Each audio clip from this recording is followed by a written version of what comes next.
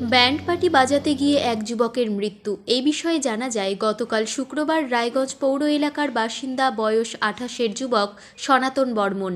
তিনি একটি বিয়েবাড়িতে ব্যান্ড পার্টি বাজাতে গিয়েছিলেন করণদিঘি থানার অন্তর্গত বোতলবাড়ি এলাকায়।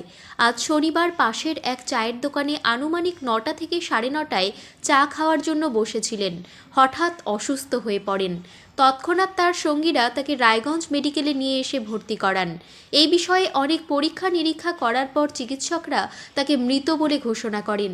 এরপর তাকে পোস্টমর্টমের জন্য রায়গঞ্জ মেডিকেলের মর্গে পাঠানো হয়। এই ঘটনায় মৃতের পরিবারে শোকের ছায়া নেমে আসে। এই প্রসঙ্গে রায়গঞ্জ পৌরসভার 22 নম্বর ওয়ার্ডের প্রাক্তন কাউন্সিলর তপন দাস কি জানালেন, শুনুন বিস্তারিত। দাদা, আপনার নাম?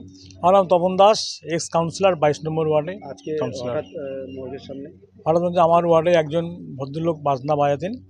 ওনারা বাজনা বাজাতে গিয়েছিলেন। আজকে সকালের দিকে হঠাৎ করে উনি শরীরটা খারাপ হওয়ার পর ওখানে বাজনা পার্টি যারা ছিলেন তারা হাসপাতালে নিয়ে আসছেন। হাসপাতালে নিয়ে আসার পর ওনাকে মৃত্যু বলে ঘোষণা করেছে। কোথায় গিয়েছিল বাজাতে? বোতলবাড়িতে। কবে? কালকে?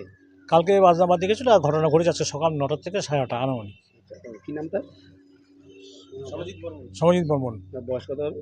28 বয়স। তার বাড়ি? বাড়ি হচ্ছে বন্ধন নেতাজি সুভাষ কলোনি।